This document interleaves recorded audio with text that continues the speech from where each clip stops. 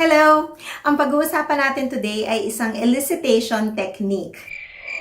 Ang ibig sabihin lang po ng elicitation is ang iba't ibang paraan kung paano natin mapapagawa or mapapasabi sa isang bata ang target skill natin. Now, ang pinaka-common na elicitation na ginagawa natin ay magtatanong tayo ng question, what's this? Who's that? Ganyan. Pero for many reasons, it could be na hindi masasagot ng mga bata yung mga tanong mo. Number one, because understanding and answering questions is a skill in itself. Or minsan, ayaw sagutin ng mga bata kasi ayaw nila nung feeling nang nape-pressure sila pag tinatanong sila ng questions. I have even handled kids na ayaw magkamali. So kapag tinanong sila ng question tapos di sila sure dun sa answer, di na lang sila sasagot. But this elicitation technique that I'm going to teach you in a bit doesn't only make it easier for them to figure out the answer, it also sometimes tricks them into answering kahit ayaw nila. You wanna know the secret? Let's get talking.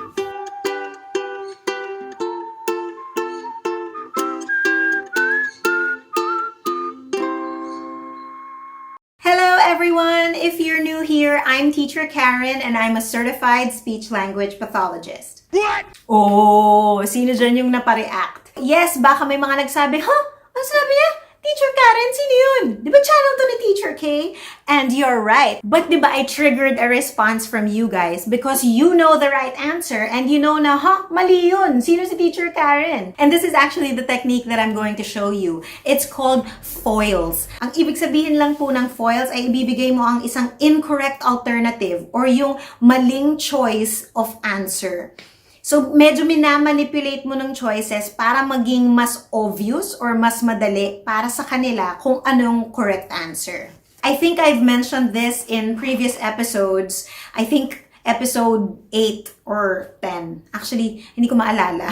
But I think that I have mentioned it before because these speech therapy techniques, they overlap naman kasi when you practice them as much as we do, parang we use them all, patong-patong na sila lahat. So, minsan hindi ko na sila napaghihiwalay in my examples. Okay, so when do we use foils? Usually when you try to elicit something, let's say you start by answering a question like, what's this? Tapos hindi sila sumasagot. So, either hindi nila alam or ayaw nilang sagutin for whatever reason, you want them to say apple or mansanas. But you don't want to spoon feed the answer to them. You can give two choices. Actually, the number of foils is entirely up to you kung ano sa tingin mo yung level na makakaya ng anak nyo. Pero so, let's start with the easiest is just having two choices. So, you can say, is this a mango or an apple? So, if medyo may idea yung anak mo what both mango and apple are, and makikita niya, ibang-iba naman. Mangoes are usually yellow. The shape is also different from an apple. So, once they hear those choices, sana what you're hoping is that magiging obvious na, naalala ko na. Because of that cue you gave me, narinig ko yung apple, naalala ko, apple nga pala. So now when you say, is this a mango or an apple? Mas may chance na makasagot na sila ng apple. You usually use foils when you're starting to introduce new words into their vocabulary. So when you use them, you need to have already introduced the concept before. Meron na silang very small understanding of what it is. But you can also use foils if you just want them to practice a word that they already know. Let's say nung articulation nila of a word is not that clear yet. So gusto nyong i-practice nung pagbigkas nito, you can use foils just so magagamit nila yung word na yon. Later on, you can add more foils to their choices when you're trying to test how sure they are now of the concept that you've taught. So, an example of more foils in your choices is when you say, what's this? Tapos hindi ulit siya sumagot.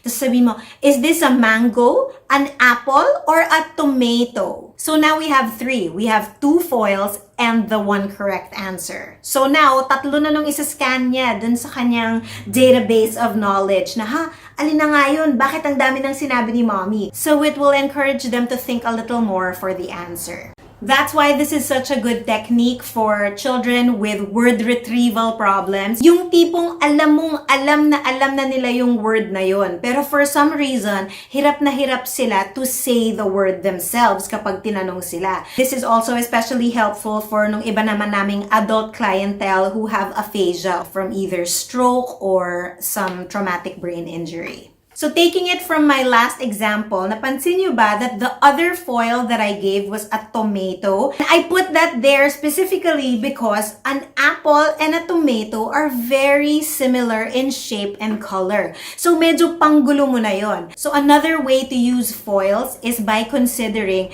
how similar or dissimilar are the choices. Sobrang magkaiba ba sila or medyo similar na? So mas mahirap i-determine kung alin yung correct answer. An example of how you would introduce a foil that will make it very obvious what the answer is if you say, for example, "What's this?" And then hindi siya sumagot. So, sasabihin mo ngayon, "Is this a star or an icosahedron?" Awow, baka mapa-awow yung anak nyo. Sabi, mama na lang ang nasabi. Siyempre, mas familiar and mas maikli nung word na star. So, mas magiging obvious for them to choose and say star. It's also a good technique to point out articulation errors. For example, you're trying to teach them to say baso, pero ang nasasabi lang nila ay aso. Hindi nila nasasabi yung b sa simula. So, kapag sinabi niya, "Mama, aso."